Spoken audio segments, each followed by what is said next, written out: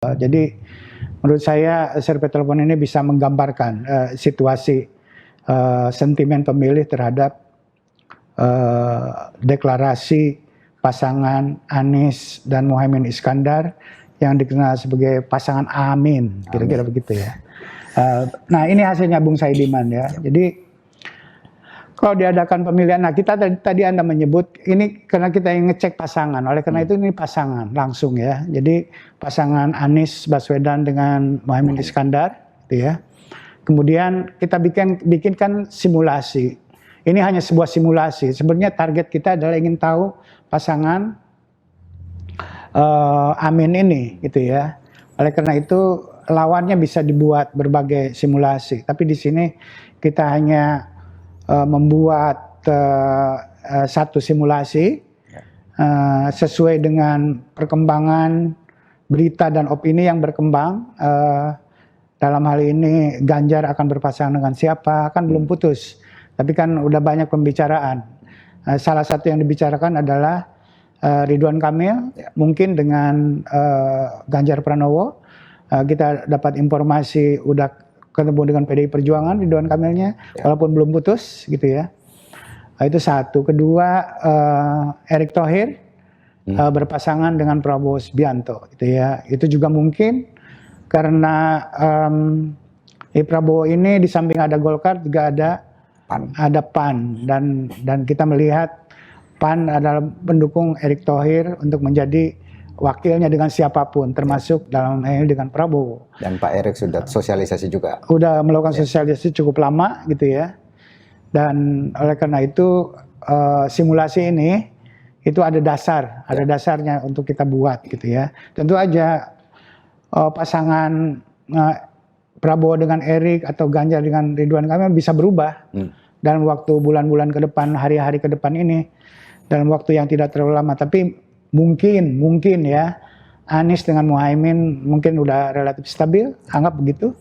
Oleh karena itu terhadap tiga pasangan ini, pasangan Amin, pasangan Prabowo Erick dan pasangan Ganjar dan Ridwan Kamil, itu yang ingin kita tes bagaimana reaksi, terutama kita ingin melihat reaksinya terhadap pasangan Amin. Itu Bung Saidiman. Survei dilakukan 5-8 September gitu ya. Dan margin of error-nya sekitar 2,9% ya, sampelnya 1.212 ya. Margin of error-nya sekitar 2,9% plus minus gitu ya. Nah ini Bung Saidiman hasilnya ya. Kalau kita ditanya kalau diadakan pemilihan sekarang waktu survei dilakukan gitu ya, pasangan mana yang akan pemilih pilih, kira-kira begitu. Anies gitu, ini menurut sesuai dengan abjad, Anies duluan, kemudian Ganjar, kemudian Prabowo kan, alfabetnya begitu.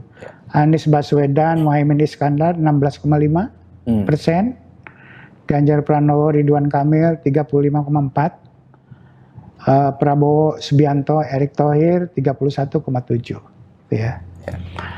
Kalau kita belum pernah membuat simulasi Anies Baswedan berpasangan dengan Muhaimin Iskandar. Oleh karena itu kita tidak bisa membandingkan apakah sentimen pemilih di waktu survei dilakukan itu positif atau negatif gitu ya, menguat atau melemah atau stabil, karena sebelumnya belum punya gitu. Tapi setidaknya ini jadi benchmark untuk survei-survei yang akan datang, kira-kira gitu Bung Saidiman, untuk perbandingan. Tapi mungkin kita bisa membuat perbandingan kalau Anies Baswedan sendiri saja gitu ya. Oke. Nah selama ini saya tidak sajikan di sini, tapi Anda bisa cek, bisa lihat kalau tiga pasangan Anies di survei kita terakhir misalnya, ya Anies di angka 20-an%. Sekitar 20%. Iya kan. Jadi ketika Caimin dimasukkan, angkanya sedikit menurun gitu ya. Kalau margin of error 2,9%, 2 kali margin of error kan sekitar 6% sebenarnya ya. Jadi ini kalau sebut turun itu tidak, secara statistik tidak terlalu signifikan efek dari pasangan dari Caimin ini terhadap Anies. Kelihatannya menurun gitu ya, tapi kalau kita bicara secara statistik itu kita tidak bisa menyimpulkan itu menurun gitu ya. Tapi tapi ada gejala seperti ini bahwa setidaknya pasti tidak naik. Oke. Itu kan, yang pasti tidak naik, ya gitu loh. Saya lebih aman mengatakan itu relatif stabil, gitu ya. Kalau naik kita membutuhkan lebih dari lebih dari 6%, 2 kali, 16 mungkin angka 20. Kalau angkanya sementara sebelumnya kita mendapatkan survei di angka 20% pada Anies. Ya. Jadi kalau angkanya itu 20 saja, ya, itu berarti kan stabil. Stabil. Oke. Ya. Nah ini di bawah 20, tapi kita ngitungnya lebih optimis saja. Kalau hitung secara optimis, ini tidak turun, tapi relatif stabil lah. Oke. Karena tidak di bawah 2 kali margin of error, Bung Saidiman ya. Walaupun ada gejala. Nggak tahu gejala itu ya. Nggak, soalnya gini, Profesor Saiful, kalau kita lihat reaksi yang paling keras setelah deklarasi itu kan dari satu partai yang sebelumnya mendukung, Partai Demokrat. Apakah kemudian karena reaksi begitu keras, jadi keluarnya lebih cepat daripada yang mau masuk, kan ini harus pelan-pelan biasanya untuk pasangan yang baru. Iya, kalau Anda melihat dukungan terhadap Anies itu representasi dari 3 partai sebelumnya, dalam hal ini Nasdem, Demokrat, sama PKS, itu kalau dijumlahkan suara mereka tuh ya sekitar 20%, memang, gitu ya. Jadi kalau suara Anies itu adalah suara yang mencerminkan 3 kekuatan partai politik, itu 20% itu kurang lebih sama kayak begitu. Nah, kalau Anda menemukan sekarang 16, itu mencerminkan 2 partai, bisa PKB dengan Nasdem, atau bisa PKS dengan Nasdem. Iya kan? Kalau Demokrat sudah keluar, sebut begitu. Jadi kalau 16,5 ini itu agak logis mencerminkan 2 kekuatan partai politik. Nah, oleh karena itu kalau begitu ceritanya, Anies tidak punya pemilih independen.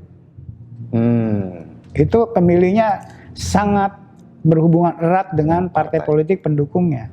Kan gitu loh. Padahal partai-partai ini, Bung Saidiman, mengharapkan efek ekor jas dari Anies. Ternyata nampaknya kalau dilihat dari sini, Anies nggak punya ekor.